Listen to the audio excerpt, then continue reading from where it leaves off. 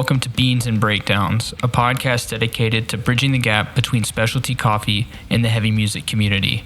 On this episode, I'm joined by Boston hardcore legend and vocalist of Death Before Dishonor, Bryan Harris. It was awesome to get to speak with Bryan about what Death Before Dishonor has been up to, some of their future plans, their latest release, Unfinished Business, and of course, some great coffee. So grab a fresh cup of coffee and wake the fuck up!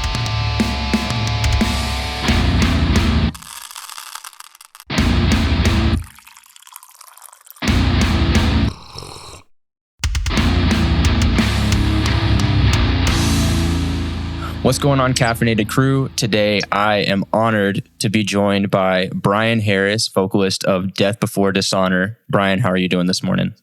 Doing great, man. Thank you for having me. I appreciate it. Of course. I appreciate you coming on, Saturday morning, taking the time to have some coffee with me. Absolutely, man. I mean, what a better way than this to celebrate a Saturday morning? Of course. So we're going to be talking about some coffee. We're also going to be, of course, talking about hardcore and Death Before Dishonor, but let's do the coffee first because that's what we need to survive. Absolutely. What are you drinking on your side?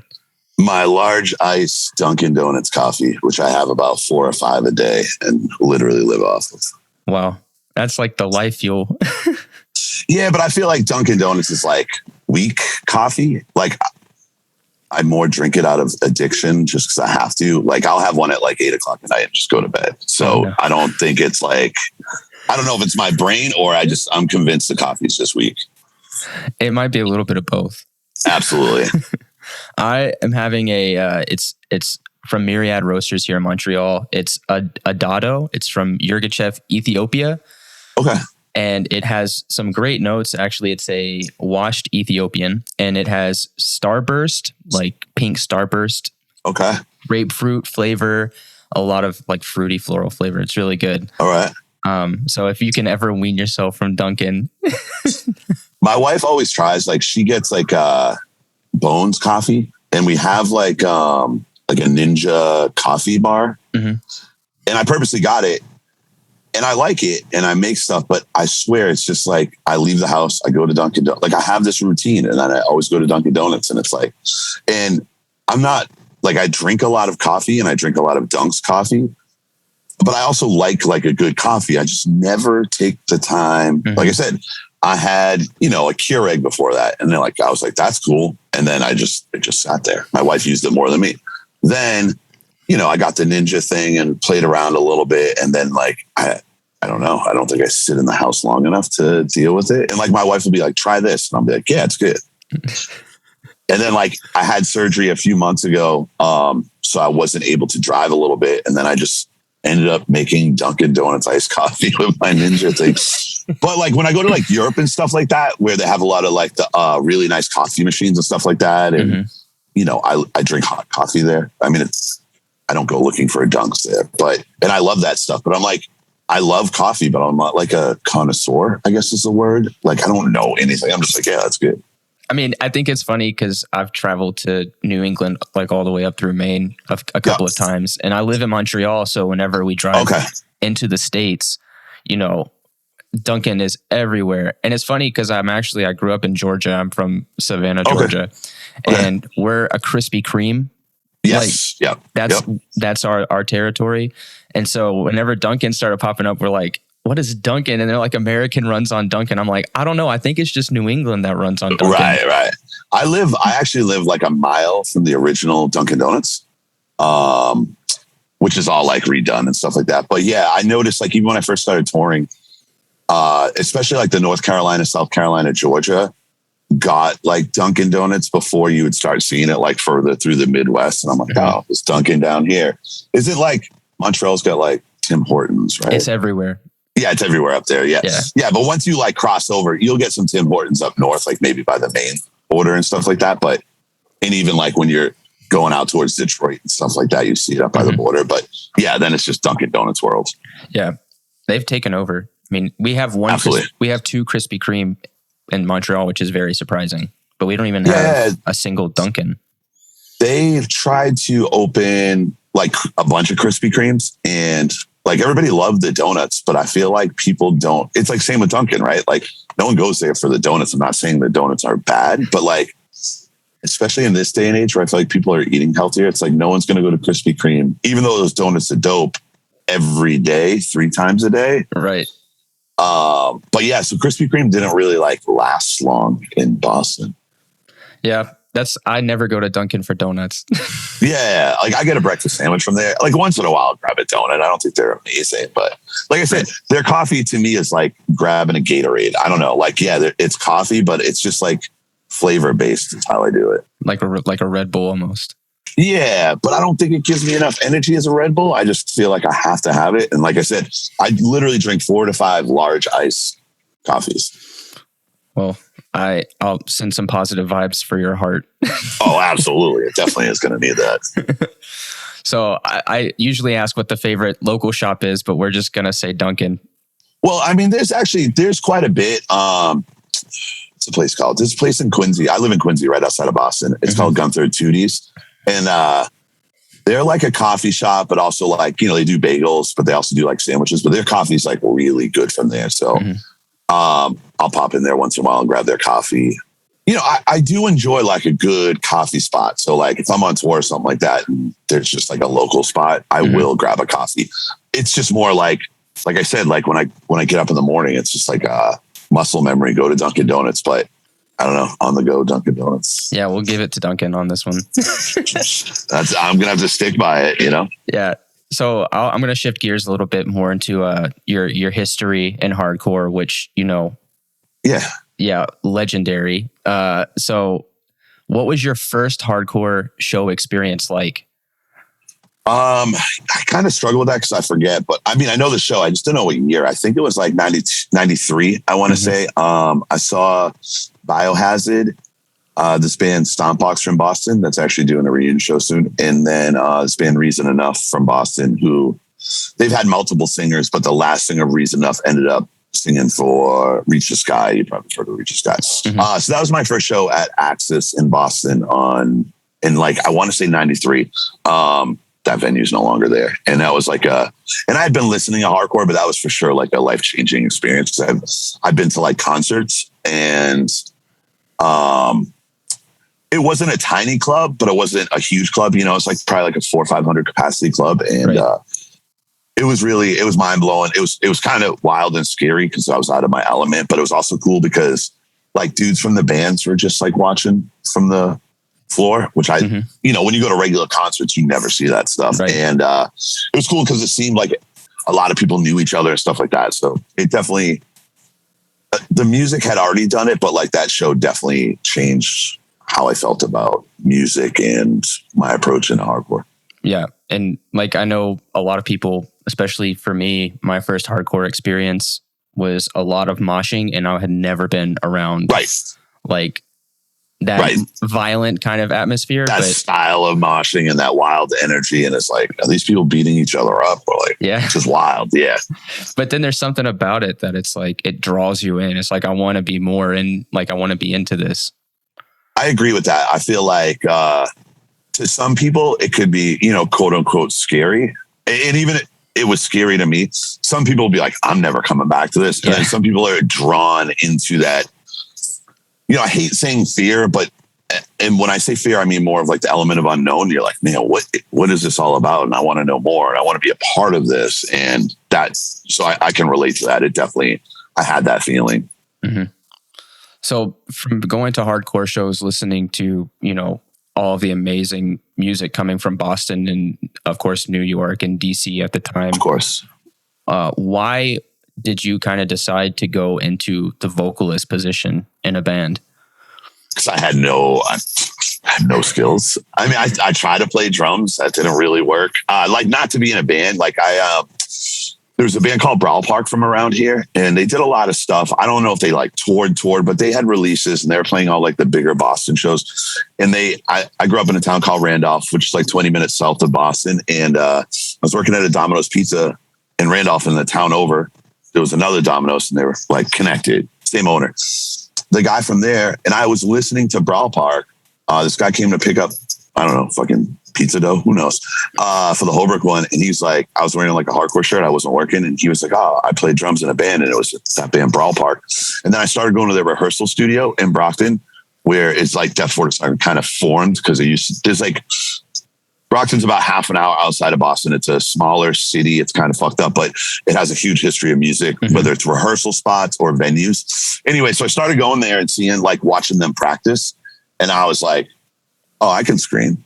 Like, I wanted to be in a band, but I never played guitar. I tried playing drums. I took some lessons, and I'm like, I could like hold a beat, but I was just like, I'm not musically talented. And then their singer would be away at college, and they would still rehearse, and I would just do like they would cover like Madball, and I would sing or try to, you know what I mean? So that's what led me down the singing path. And I know that Incision was pretty much like your first kind of main steady band, and the vocal styles on Incision are quite different than, you know, the style on Death Before. So how did you kind of find your voice? All of it was just trial and error. So it's funny because that band Brawl Park, the guitar player did a side project with this kid Rudy, and what would be the drummer of Incision and the original drummer of Death Before Dishonor.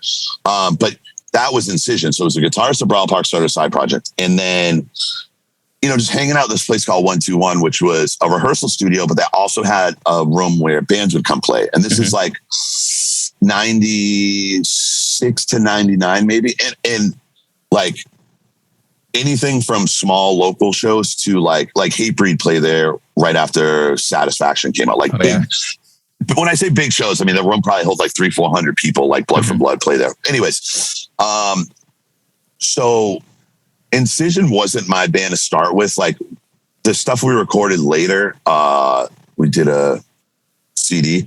That stuff I was definitely involved in, quote unquote, the writing. But all of it was trial and error, man. So I ended up, one of the singers, because Incision was 2 singers, wasn't there, and they got offered to jump on a show at the studio like day of. I ended up singing, and then that dude quit and was mad at me, which rightfully so. We were kids. And then I ended up being the only singer for Incision, and that band was already kind of established. So I was like doing their stuff and then kind of trying to write my stuff to find my way. A lot of it though, like I said, I don't have like musical talent, I'll say, even though people are like, well, you can scream and keep time. But finding my voice was just doing it. And like, when we started Death Before Dishonor, I had been singing in Incision and my first band and second band. I didn't do anything. So just from like getting older and playing in local bands and just doing it, I kind of found like a style in a way. And even within that style, like Death Before Dishonor has always been not just me, like Frankie does a lot of writing too. And if it's not writing lyrics, it's vocal patterns, just because he's just a great songwriter. And even up till now with Colin doing the writing in the last record. But, you know, the Death Before Dishonor sound and my vocals sound to it sound like the actual sound was just, you know, playing for years. But like the vocal patterns and stuff, it's like a combined effort. Okay. So does that make sense? Yeah. And kind of moving into the writing process, the lyrical wording that's kind of just you, or is that a combination of people? It depends. I've written a bunch of lyrics and placement. Sometimes like Frankie, like especially with Death Before Dishonor, Frankie would come in and have a whole song written with lyrics. And his patterns sometimes were different than mine. So if you listen to certain songs, I mean, granted, Death Before Dishonor has a sound.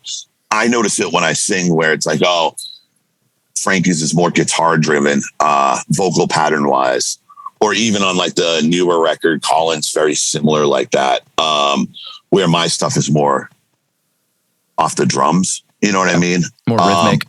More rhythmic, but it all kind of ties in together. But you can listen to certain songs and be like, all right, that sounds like a little more quote unquote punk as far as like vocal pattern. And then this is more like on the heavier, like Marauder style hardcore, which I feel like is like my style. But we combine that within Death Before Dishonor to kind of make it not just one thing. But when you listen to Death Before Dishonor, it's Death Before Dishonor. But if you really pay attention, certain songs have like a vocal punk flow to it where I feel like that's a little more Frankie, because he's like just a great all around songwriter where I'm just like, I like this band and I'll emulate that style.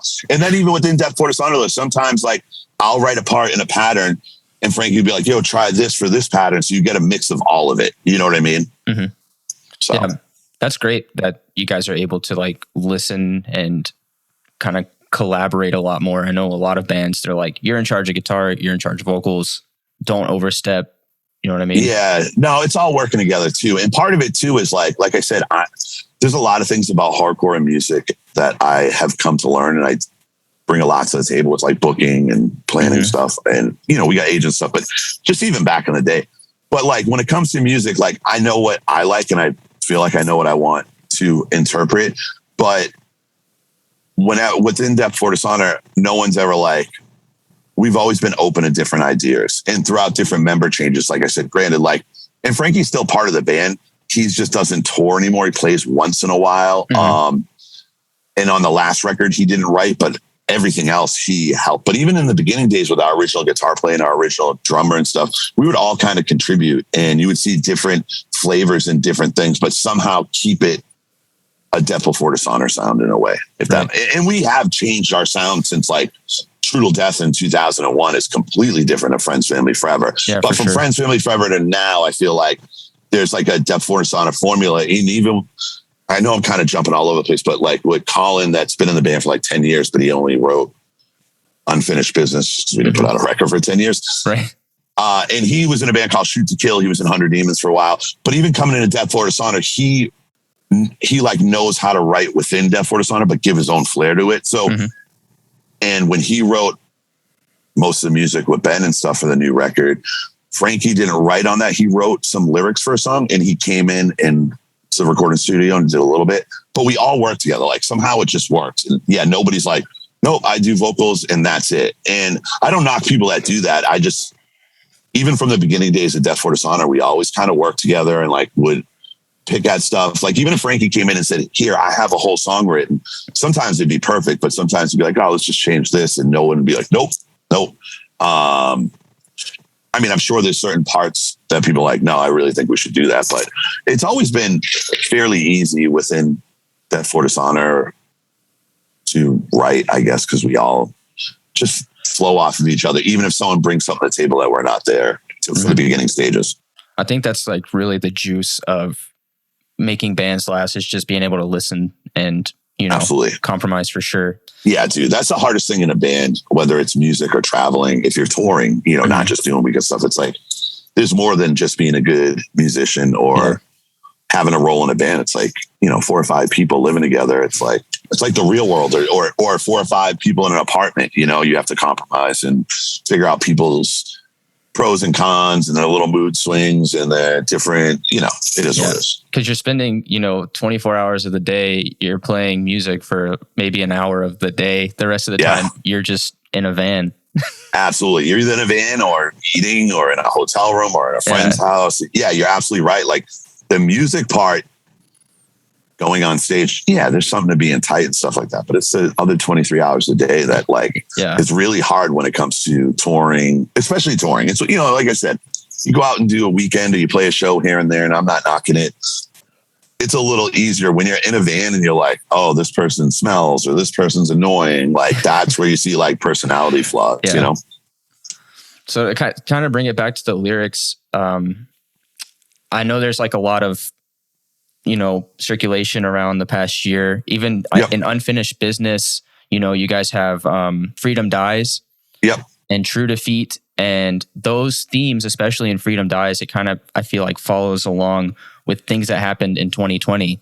Yeah, right. Which was very like a premonition almost. And then, you know, the song Boys in Blue and things like that. Yeah. So and that was even written. Boys in Blue was like 2009. Yeah, 7, 9. I forget which record. It was on. Yeah. It was Better Ways to Die. Yeah. So that was 2009. So we probably wrote it in 08, and that was more. It's funny because we haven't played that song in a little bit, and I love this song, and we used to play it all the time. And coming out of the pandemic with like the last year and all this stuff going on, I'm like, probably should be playing that song, and we haven't been, but for no specific reason. Because when we wrote that song, it had a meaning to it, but it obviously, like you said, with the other songs too, it kind of is showing light in the last year. Pretty wild though. It's aged well. Yeah, I know, right? I don't know if that's good or bad. It's good for us, but bad for the world. I don't know. Yeah, I know. It's like, this is not a new issue, obviously, but right. Yeah, I definitely think that it's, everybody should be speaking up about it. Shouldn't, just be on Absolutely. one minority of people to have to draw attention to it. Yeah, I think like, especially with Boys in Blue, we wrote that in like 2008, and that was like just about a friend of ours that got pulled over for no reason, and whatever. I mean, it's kind of in the lyrics as much as it. And when we write songs too, it won't always be like a specific thing. It may be like, oh, this is what influenced this, but then we see all these other things around us. So we try to put it into words where like it can apply to you, whether we're like, oh shit, like the world is crazy right now and it actually means something. Or 2 years ago, you'd be like, you could take like Freedom Dies and like, I get it. Like, and Colin wrote the lyrics to that, but it definitely makes way more sense now. And maybe he saw the future, but we also try to make it so like, it's not just, previous to that, you look at all these other countries and crazy stuff going on there and civil unrest and all this stuff, or you could just take it into like my school. If you're a kid going to school and you're like, my school's mean to me, and maybe those lyrics will somehow resonate there on a smaller level, Yeah. Kind of speaking about going back, you've been in the hardcore community for 20 plus years. Yeah. What is kind of the evolution that you've seen of hardcore to where, it started where there was no social media, there was no 856 on YouTube. Right. To see every show. Yeah. You didn't even know what to expect to now you can go to a whole concert online. I think, there's pros and cons, just like everything, right? I think that it's tough, man. I think when I first started going to shows, and I don't want to be that old guy, it was better or worse, because I don't think that there was a better or worse, right? I think that everybody has their time in hardcore, and it all means something different to them. So for me, talking about when I got into hardcore, what it's like, is completely different than somebody 2 years ago, as far as the state of things. But that emotion, whatever gets you in, that drags you in, like you said, when you go to that show and that element of fear, or whether you're watching a Hate 5-6 video now and you're being like, whoa, what is that? It's still something that brings you in. But anyways, I do think back in the day, and I hate saying back in the day, there was an element of these things weren't at our fingertips. So like, when you went to a show, you got there early and you watched every band. That's how you found out about new. You might have heard of one or two bands. Like, yeah, sure, Madball, you're at a Madball show. Or, for example, that first show I went to, I knew Biohazard. Might have heard Stompbox and never heard Reason Up. But if I wasn't there, I would have never heard Reason Up. And Reason Up was a great local band. So there was an element of like, you had to really commit yourself, hit as many shows as possible, or pick up a zine, or pick up a record and look at the thanks list and how do I find it was harder to figure out who and what these bands were unless you were like, and I didn't have a lot of friends into hardcore. Like I had a couple, but they didn't go to shows like I did. Like once I fell in love with that show, and we had a lot of local zines that were more like entertainment zines where you could find, they had club listings. Back then too, I would call certain clubs and they give you the concert for the next 2 weeks. And you'd be like, oh, okay, I've heard of this band. I'm going to go to this show. Where now, it's kind of at your fingertips. And I don't want to be like, it's easier, because I do think there was more of an investment back then. Like, think about it. In the 90s, if I got an allowance, right? Say like when I was a kid and I got a $10 allowance and a CD or a tape or a record is $10, you buy it. Right. And you're buying it either based on you've seen the band, but say you didn't. You're like, this kind of looks like a hardcore band. They've got tattoos, and you buy it. Well, if it sucks, that's all the money for the week, and that's your new record. So you're going to try to find something in there that you like, unless you hate it. So there was more of an investment in yourself, or you paid, $10 to go to a show. You're going to get to see you're going to watch every band. Right. Where now you can kind of hear the bands ahead of time. You can see the bands. And that's also a great thing too, in a band perspective, because, you don't have to play. There used to be like Monday night showcases and nobody would care, but that's how you got into playing certain places. Yeah. And now you can just, gain some traction on your social media and stuff. And for better or worse, some of these Monday night shows, like, they might have taught you a thing or two, but that's not really teaching you shit. So it's like, I don't know. I think it really has evolved, but so hasn't the world. So I don't go, oh, hardcore is this, that. The whole world's evolved, Yeah. you used to look at a map to get somewhere, and now I just jump on my phone. So it kind of is what it is, you know? Yeah. So musically too, you know, a lot of genres I feel like have started just blending together. I mean, I know that you rep Vane a lot. Yeah. They're the Boston boys right now, but you know, even that's like new metal, metalcore, hardcore technically. Absolutely. Yeah. It's a whole combination of things that are like, it's different for sure. There's a lot of that out there. You know, there are still, of course, like straight up hardcore bands. And I don't know if, you know, I remember like in the late 90s, you know, even Biohazard, for example. I mean, they were really kind of like a metal band, but like they had hardcore. Almost, yeah. And then you had like Life of Agony that would be playing hardcore shows. Or back then, Clutch would play hardcore shows. And Orange 9 Meal. And that's aside from the Agnostic Fronts, the Madballs, the Sick of It Alls, like the traditional hardcore bands. So part of me feels like this is a little bit of like the late 90s, like Roadrunner movement. Yeah. Where you had all, you know, Stuck Mojo. You had these bands that were like coming from hardcore because they had hardcore dudes and still playing hardcore shows, but they weren't traditionally hardcore. Where, you know, you have like Veins now, and you have, there's so many bands. Like Jesus Piece is another one. What's the other one from Pennsylvania that's blowing up? Code Orange. Yeah. And these are kids that are like into hardcore, and I feel like that's their version. And I don't know if I'm speaking out of place because like I know these people, but I'm not like in their band. But to me, that's like the late 90s movement of the Roadrunners and all these like, oh, this dude used to be in said hardcore band, and now he's in this like, is it metalcore, thrash-ish? I don't know. But it's definitely interesting. And I feel like there's this new generation that bring in their flavor, because I feel like they probably came up in a time where maybe bands like Slipknot were to them what a Biohazard was to me. For sure. And this is based on interviews and talking to some of these people too, you know, so, and I don't want to just use Slipknot, but I'm sure there's like you know, they probably came up in a time, you got to think like that new metal was huge. What, 8 years ago, 10 years ago, you know, still is, Korn, stuff like that, where, you know, and these kids being kids, like that's probably their introduction to heavy music.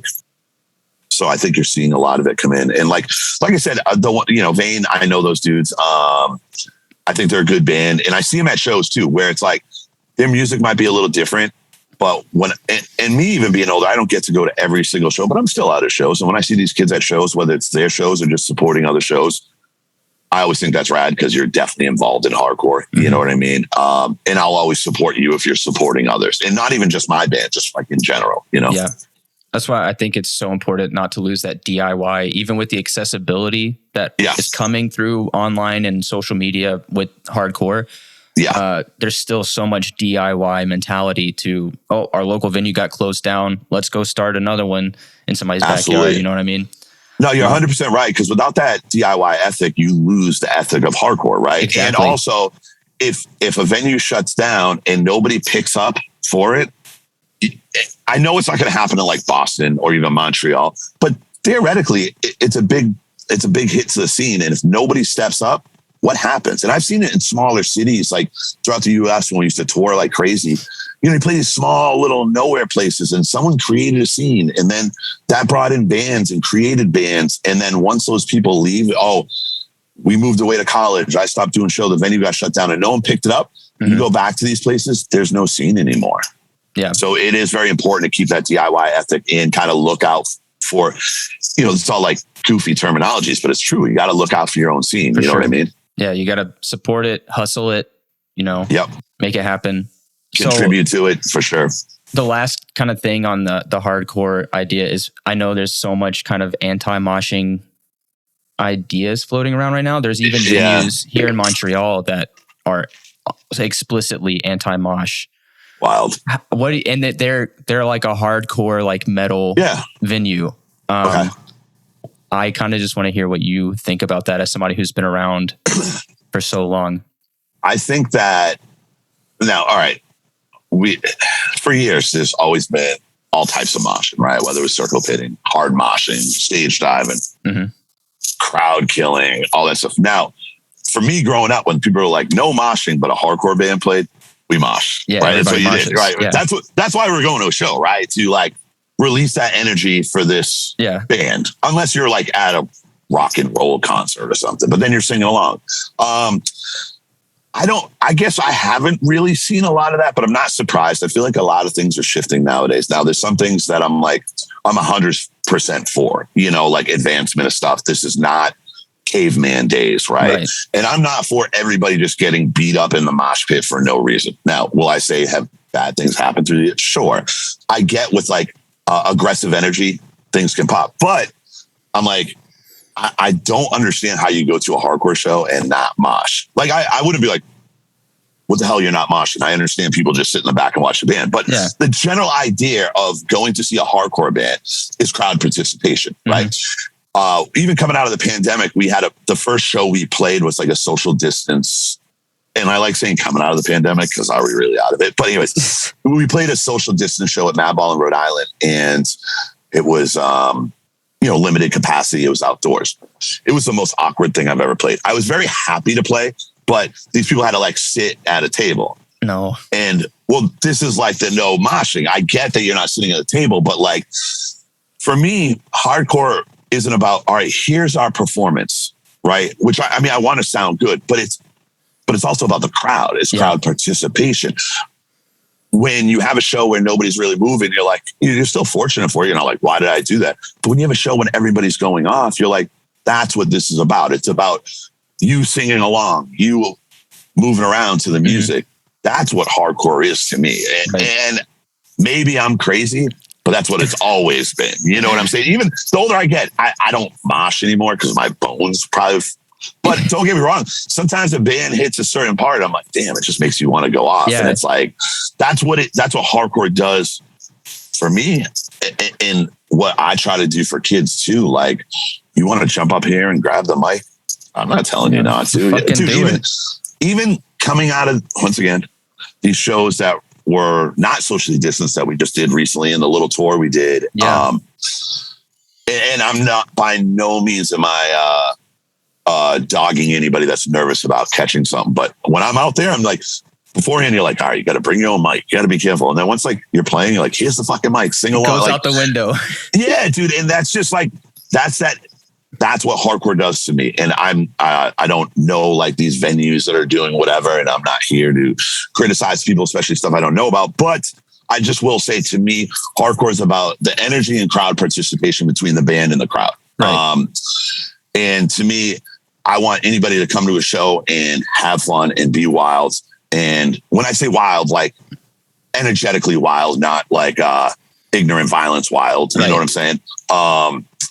So that's kind of my opinion. I don't know. I think that's a good opinion. No, it is. No, I'm definitely on board with that. I think I'm a progressive person, but at the same time, there's certain things that come along. It's not just about the music at a certain point. It's about, this means something for everybody. Yeah, I mean, that's why even our lyrics, and I don't mean just Death Before Dishonor, I mean like within hardcore, right? Our lyrics are supposed to be more meaningful than the Metallicas out there and stuff. And I'm not saying Metallica doesn't mean stuff, but it's more of like, this goes back to like the DIY. And when you write lyrics, it's about, whether it's social issues or personal issues, and people can relate to it. And that's why we have sing-alongs and stage diving and stuff. And like I said, I'm with you too. I'm definitely on the progressive side of things. And if people like, listen, I understand if you got to like settle someone down for maybe moshing too hard to some extent and stuff like that. Cause there's, like I said, it's weird because I come from a time where like when I went to shows, it was 300-pound guys and even the girls back then would knock your teeth out, not in a violent way, but get hit by a 250-pound dude stage dive into agnostic front. It's breaking your face. And you're like, whoa, that's crazy. And it brought me back. And it wasn't, and I'm not talking about like, there's always violence, unfortunately. But I'm just talking about the actual energy. And yeah, it sucks when you're like, I just broke my tooth at a show, but I would just come back. Am I stupid? Sure. Now, the people that are getting bullied and the people that are just trying to enjoy from the back, and if they're I understand having like kind of looking out for people.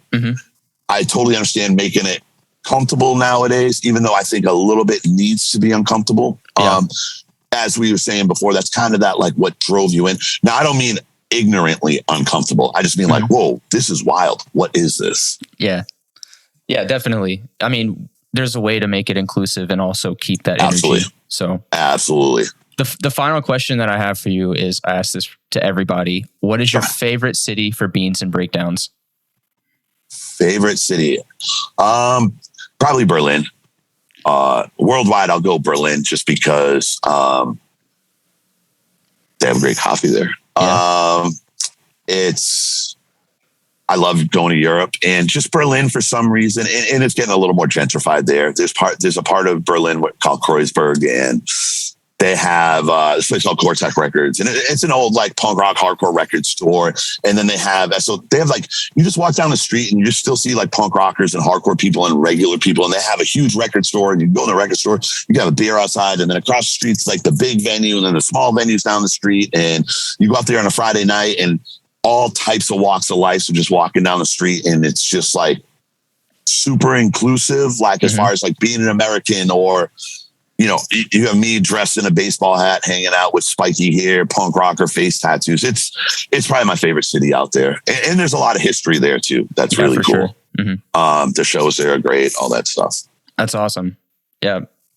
Well, I didn't expect the Berlin answer, but that's really great. I have a friend the other guy, my first guest is a punk. He is in a street punk band from here in Montreal. Okay. And his favorite city was Berlin as well. So yeah, dude, Berlin. I love within the subculture, I love the mix of punk, metal, hardcore, boy, skaters. That's also like the time I started going to shows. There was a big diverse. You could see Blood for Blood with Dropkick Murphys and the Bruisers and Reach. It was just very diverse. And when I go to Berlin, I kind of feel like, and like I said, it is getting gentrified, so it's changing a little bit, because like a lot of those punk rockers and hardcore kids that like were living in that part of Kreuzberg, it's gone up in money and they've had to move out, stuff like that. But I remember the first time going there, and I felt like it was a version of like the Lower East Side. And this was like 2005, the first time I was there, but it was so cool. Like, oh, there's this Cortex Records I heard of, and it's 1:00 in the afternoon on a Saturday, and there's like dudes outside, punk rockers, dudes with face tattoos, and like, but they're all nice and cool and not like, what are you doing here? And I'm like, I mean, granted, they might have known I was in a band. That was the first time I played Berlin. And since going back, like, usually when we start a tour, we fly into Berlin, and I make a point to either stay a day or two extra, or, one time a tour ended on my birthday and I stayed in Berlin for an extra week, because, you're already there, right? Yeah. So if I fly home a week later, it doesn't cost me any extra money except for living there for the week. And it's some of the best times I've had. And like I said, I don't know. I just, I could say Boston, and I love Boston, but I also, you live here. It's like, I love Montreal too. Like I really love a lot of places in the world, but I'll always stick to Berlin just because of like, culturally, it's really cool. Subculturally, I should say, it's really cool, and diversity, and really still like ingrained in like the underground movement. That's awesome. I really appreciate you coming on. This has been an awesome time talking with you. Boston hardcore has such a special place, even as a South Georgia boy. Sure. One of my first albums that I listened to that was like Boston hardcore was actually Have Heart. Not Songs to Scream at the Sun, but the one before. The other one, what the hell's it called? I know what you're talking about. Their first LP. And so since then, I went down the Blood for Blood. I found Death Before Dishonor, and then I also Slapshot is like one of my favorite hardcore bands of all time. Great band. Boston hardcore is always, really, really special to me. So I really appreciate talking to you. And I appreciate it, man. For sure. I mean, Have Heart I know they are broken up and they've done a reunion once, but Have Heart's a great band. Slapshot's a great band. We actually share a rehearsal space with Slapshot. No, I appreciate the time, and I appreciate your appreciation for Boston hardcore, because I love Boston hardcore. But, of course. Well, I'm going to let you, I know you got to get to work and everything. So. Yeah, dude, I'll end up rambling for hours, but thanks for having me. I appreciate it. Hopefully you guys get Dunkin Donuts someday up in Montreal. No, just kidding. We'll see. But have a great rest of your day. Take care. You too, man. I appreciate it.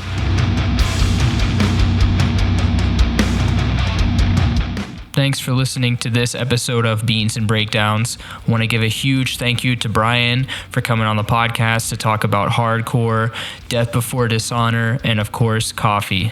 Be sure to check out Unfinished Business, the latest release from Death Before Dishonor, out on all listening platforms. They also have a video for Freedom Dies and for True Defeat, which are super hard. So go and check that out. As you heard in the episode, they're also playing some shows here and there, so be on the lookout for them coming to your city or a city near you. If you've enjoyed the podcast, be sure to check us out on the web at beansandbreakdowns.com and on Instagram at beansandbreakdowns. Until next week, stay caffeinated and wake the fuck up!